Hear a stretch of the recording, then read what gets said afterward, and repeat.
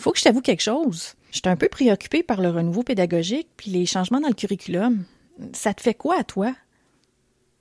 Le développement de compétences à l'aide de situations d'apprentissage et d'évaluation? Ça m'inquiète pas. Mais attends, je pensais qu'on appelait ça des situations d'apprentissage. Une situation d'apprentissage et une situation d'apprentissage et d'évaluation sont essentiellement la même chose. Il n'y a pas vraiment de situation d'apprentissage sans évaluation. Donc, une SA ou une SAE, c'est pas mal du pareil au même. On pourrait dire que dans une SA, l'évaluation est implicite, alors que dans une SAE, l'évaluation est explicite. Il y aura toujours des petites interprétations un peu différentes de ça, mais ce qu'il faut comprendre, c'est que l'évaluation a un rôle dans l'apprentissage. Ah, je comprends. L'évaluation peut soutenir l'apprentissage ou elle peut avoir un rôle de reconnaissance de niveau de compétence à la fin du cours. C'est ça. La SAE permet d'observer la progression de l'élève dans le processus de développement de ses compétences. Comment tu le décrirais, le processus? C'est un peu comme une spirale qui inclut des SAE. C'est un processus évolutif. C'est encore un peu abstrait pour moi. Ça ressemble à quoi une SAE pour toi? Pour moi, une SAE, c'est l'occasion pour l'élève d'apprendre et d'expérimenter. Ça permet d'une part de mobiliser des savoirs, des stratégies et d'autres ressources pour relever des défis spécifiques. Mais en même temps, une bonne SAE engage l'élève dans une tâche signifiante qui aidera au développement de compétences. Mais qu'est-ce que tu veux dire par occasion pour l'élève d'apprendre et d'expérimenter? OK. En tant qu'adulte, notre vie est remplie de problèmes à résoudre ou de défis à relever. Une situation d'apprentissage imite en quelque sorte les problèmes qu'on risque de rencontrer dans notre quotidien. Ah, si j'ai bien compris, une bonne SA devrait refléter la réalité de l'adulte, la vraie vie, le plus possible, avec toute sa complexité. Donc, idéalement, les enseignants devraient avoir une banque de SA variée à proposer à leurs élèves. Exactement. Prenons par exemple les élèves de mon cours de français. Imaginons qu'ils soient invités à exprimer leurs opinions sur l'utilisation d'un espace vacant dans le voisinage.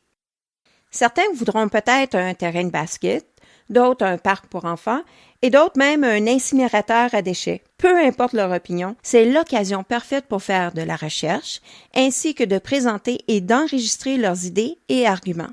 Tu vois, les possibilités ne se limitent pas qu'à une seule solution ni à un seul moyen pour relever le défi. Wow! Es-tu en train de me dire qu'on n'enseignera plus? Moi, je pense qu'on va continuer à enseigner.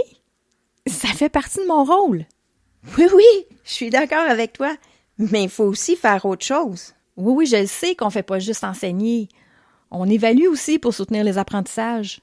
On doit aussi amener les élèves à développer leur métacognition, c'est-à-dire réfléchir sur leur processus d'apprentissage. Comment? En les questionnant, par exemple, sur comment ils s'y prennent pour identifier la problématique, quelles sont selon eux les meilleures ressources et les moyens à utiliser, etc. Ces questions pourront être posées tout au long de la SA puisque le processus est tout aussi important que la production finale. Ah, et la production finale, c'est ce que l'élève produit pour résoudre la problématique d'une situation d'apprentissage? Autrement dit, c'est ce qui nous démontre que l'élève chemine bien vers les attentes de fin de cours, telles que prescrites par le programme. Exact. Mais c'est quand la fin de cette spirale? C'est quoi le nombre magique de SAE que l'élève doit faire? Bonne question. Je pense que la réalisation de chaque SAE influencera les SAE suivantes. Si la séquence est bien planifiée, ça va aider l'élève à cheminer vers l'atteinte des attentes de fin de cours. Ceci dit, le nombre exact de SAE à réaliser dépend de chaque élève. Certains auront besoin d'en faire plus et d'autres moins. Dès que l'élève nous démontre qu'il a atteint les attentes de fin de cours, il a fini. OK! Donc, les élèves développent des stratégies et apprennent des savoirs à travers des situations d'apprentissage dans le but de démontrer leurs compétences. C'est ça.